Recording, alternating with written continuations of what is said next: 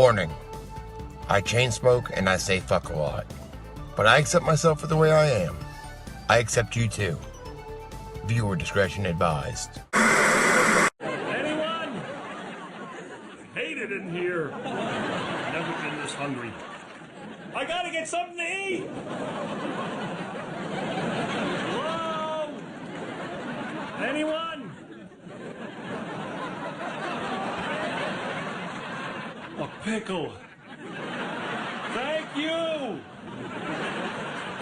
Oh, I don't know who you are, but this pickle is the best thing that ever happened to me.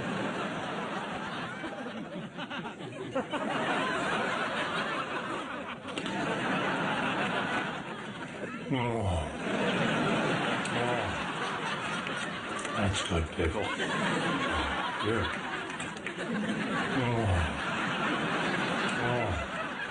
Pickle Boy Brian Peck has been in headlines again. If you don't know who Brian Peck is, he's a dialogue coach, actor, producer, and stand-in who was convicted of molesting a child actor around 20 years ago. I've made videos about him before, but this is all pretty complicated, so I guess we'll start where I first heard his name brought back up again, since he worked on the show Boy Meets World for a few seasons, and the cast talked about him in a recent episode of Pod Meets World on February 19, 2024. We'll start there.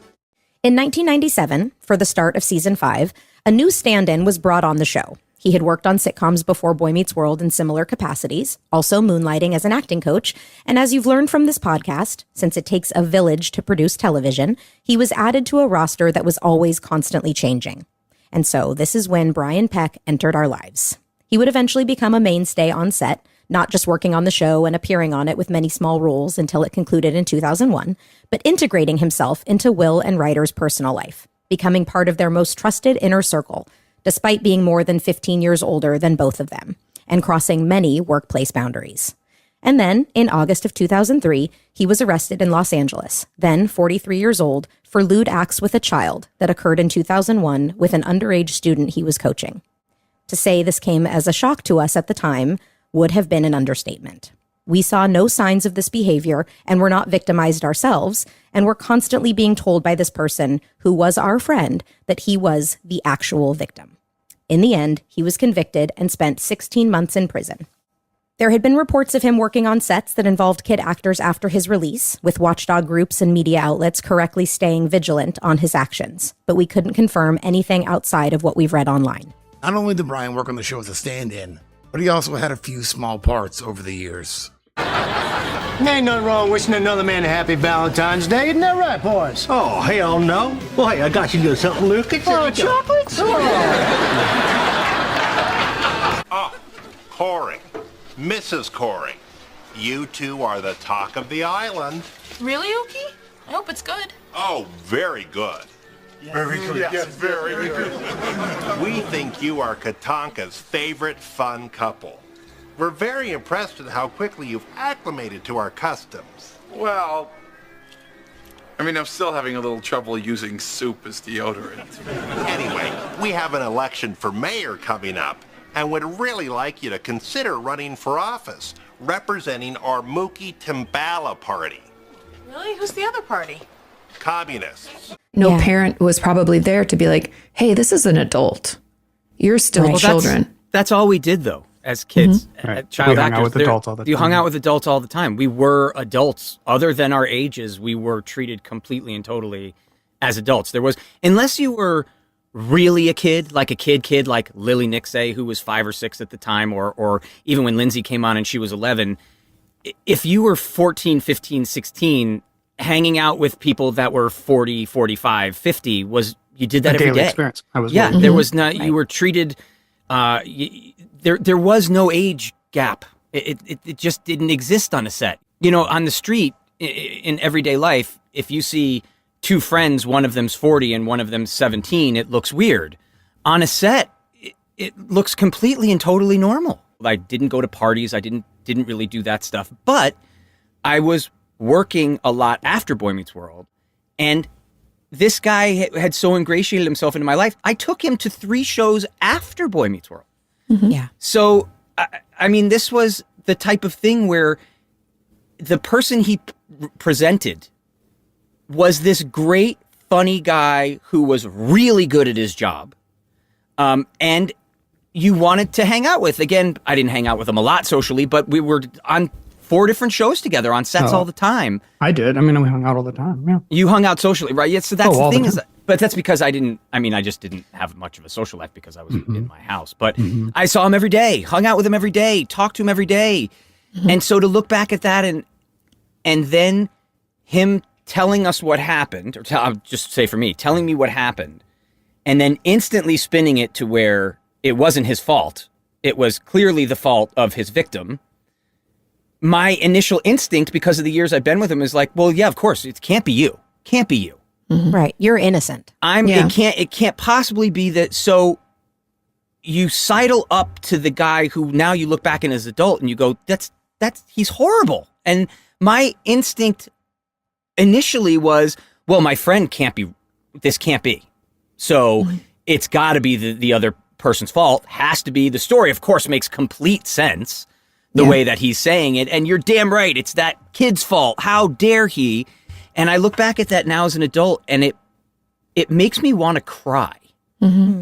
All the years of having stand-ins, no one ever, do I remember, regularly going to lunch with the cast members. But this person did. And part of that's because when they arrived on set, they were extremely charming. They were very personable. They had a lot of jokes. They also, because of their many years of experience working in the entertainment industry, knew other very successful, famous kids and young men, and regularly talked about them.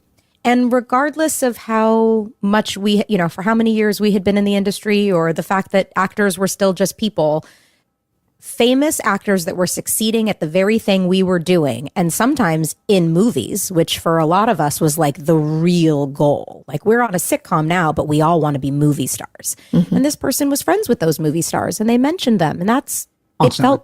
It felt cool. It felt like, wow, this guy knows those people. Those are his friends. And he always had funny stories, and he always had great stories, and you'd want to know more. And next thing you know, you'd be at lunch with this person. I saw this person maybe 7 years ago. I went to a party and he was there, and it was one of the most intense experiences of my life, because I saw him, I hadn't seen him for years, and he immediately started talking to me as old friends or whatever, like, hey, oh my God. And I had this it felt like an out-of-body experience where I'm having a conversation with him, and I was finally able to hear the name dropping, like how he was able to, in 30 seconds, a couple minutes of conversation with me, where he was talking the whole time and I was just like, oh, hi. Where he was like,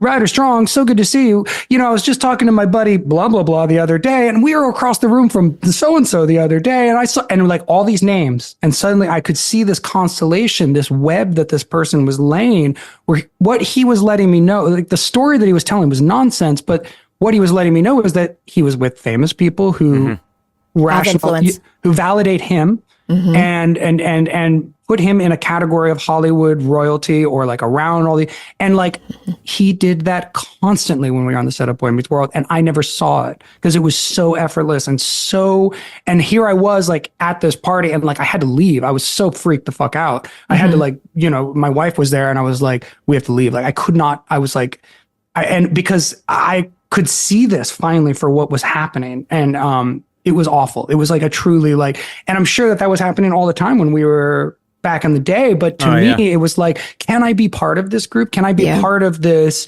recognized famous person club that he was a part of, and that he was a member of, and that I wanted to be a part of too? There's an actual victim here. And he turned us against the victim to where now we're on his team.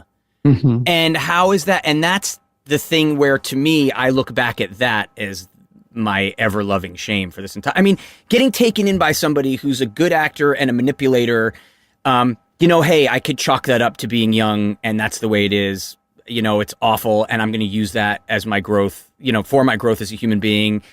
Great. But when there's an actual victim involved, and now I'm on the abuser's side. That's the thing I can't get over and haven't been able to get over. To be clear, though, he didn't deny that he didn't say that nothing had happened. So by the time we heard about this case and knew anything about it, it was always in the context of, I did this thing. I am guilty. I am going to take whatever punishment the government, determines I am. But I'm a victim of jailbait, right? Like I am. I saw that there was this hot guy, and I just did this thing, and he did all of it underage, right? Yeah, exactly. And we bought that storyline. We bought into that storyline as opposed to saying, "Whoa, grown man who's 40-something years old, like what the hell were you doing to begin?" Yeah, why are you even in that position? Yeah, why are you there? Right. And for me, he called me to his house, which I'd been to maybe twice, so that alone was weird. And he sat me down, and because I guess you said this happened in 2001. I didn't hear about this until it was way after 2001, where he sat me down and he was arrested in 2003. Okay, so I think that's when I found out about it, was 2003 or 2004, maybe even later. And he called me to his house. So he said to me, "Hey, this is what's happening.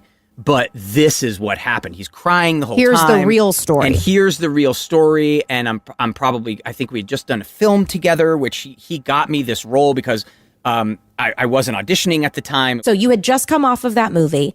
He brings you to his house. And then what does he tell you the story is? I don't want to tell the whole, it's pretty awful. So I don't want to tell the whole story, but it wasn't him at all. Yes, he committed this act.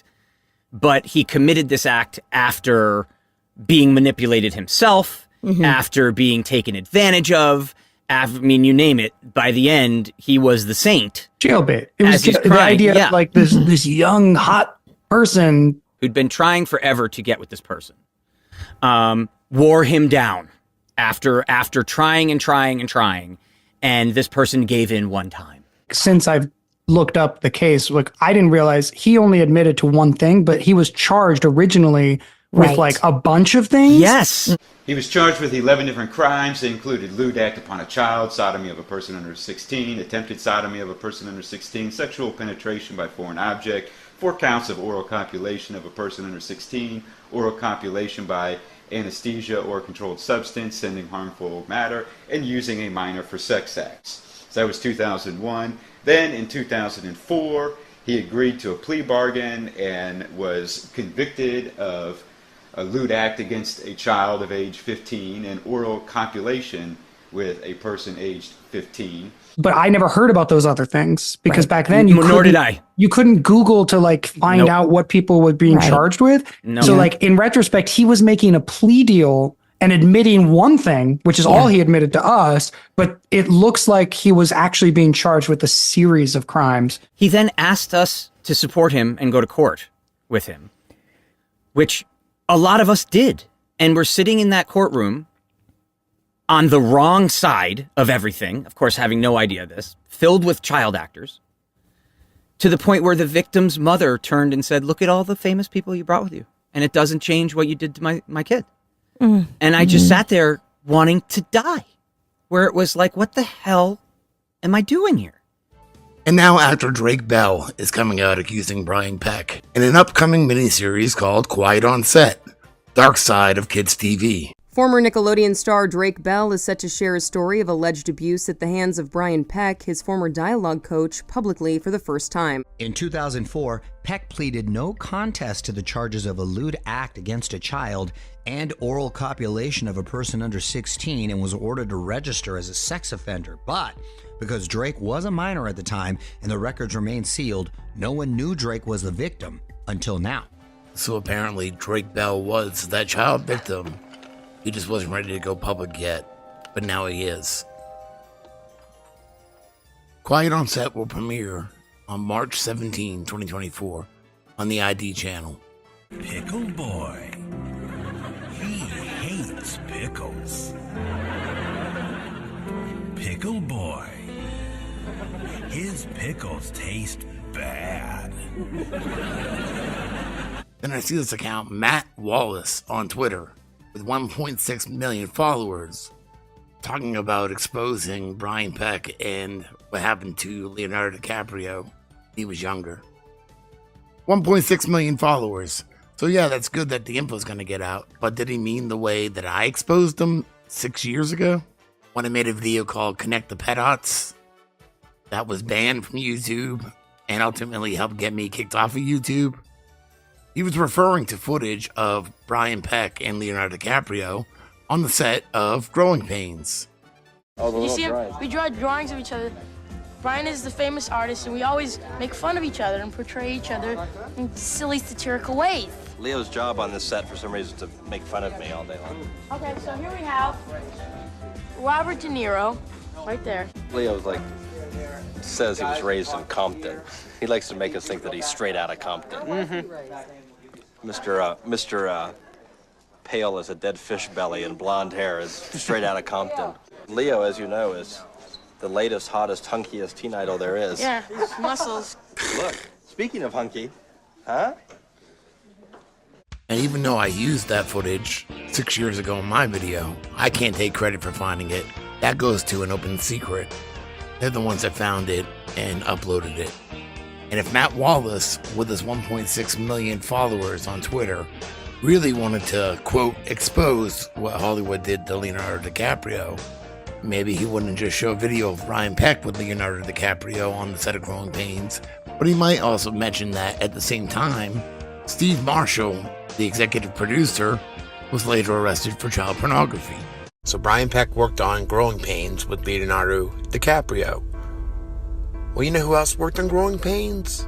Producer Steve Marshall, Little Rock, Arkansas, an executive producer for the 1980s sitcom Growing Pains, has been sentenced in Arkansas to 7.5 years in prison for distribution of child pornography. Stephen Marshall was arrested last April 15th on charges of distribution and possession of child pornography. Marshall pleaded guilty to distribution, and the possession charge was dropped. Authorities say he engaged in sending and receiving child pornography and participated in online chats detailing child abduction, bondage, rapes, and murders. U.S. District Judge J. Leon Holmes said Tuesday that Marshall's sentence exceeded the 5-year minimum for distribution because of the nature of the pictures and language used in the chat rooms. Or maybe he would have even mentioned that DiCaprio's publicist was Bob Villard. And my publicist is looking at me. Publicist? He's talking about Bob Villard.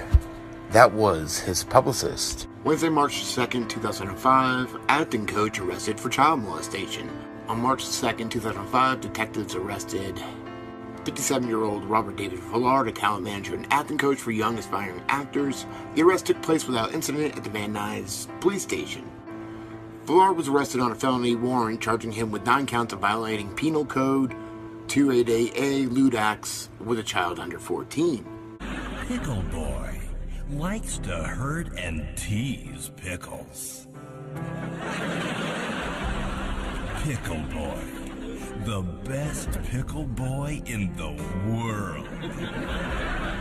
And another thing, when scouting for all that, Dan Schneider was putting kids through a 2-week comedy boot camp with the assistance of Brian Peck. From the LA Times, June 23, 2002, Groomed to be all that. At Disney and Nick, youngsters are carefully scouted and prepped for stardom. They even take classes on how to deal with fans.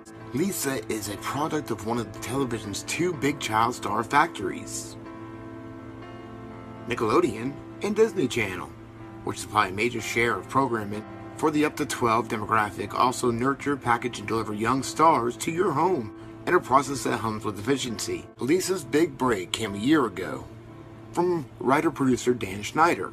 Round-faced and multi-talented, he broke in as a teen actor in the 1986 ABC series Head of the Class.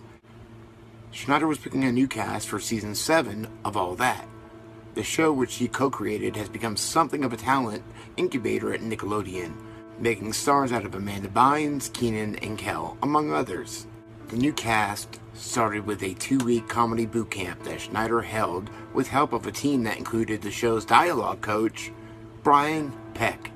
Lisa has tremendous enthusiasm. She's a natural, said Peck, who is also an actor and voiceover artist. Yeah, you'll notice when you see the interviews that the actors keep tending to look completely the wrong way. That's because I'm off camera giving them my full attention and eye contact, and Bill, who they're supposed to be looking at, is like looking at like a bag of Fritos, like looking at the monitor, checking his text messages, reading a Playboy. I don't know what it is, but you'll see the actors, they're dying for someone to make eye contact with, and all they see is the top of Bill's head. Now, let's bring it back to Boy Meets World. If you watch An Open Secret, there's a scene where Ben Savage, who plays Corey, goes over to Mark Collins' Rector's house, the Den House, if you know anything about that, and gives Mark Collins' Rector a hug and gets his ass grabbed. Hi.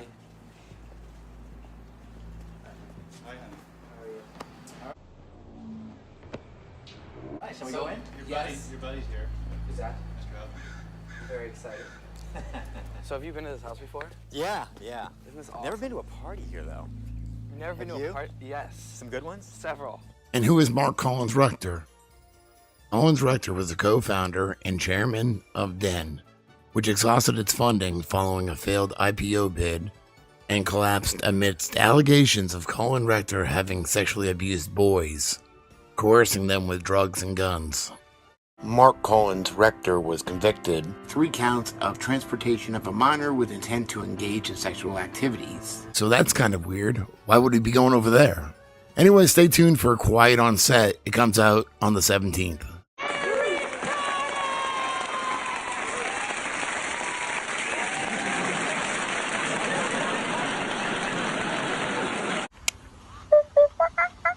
Fucking stoned.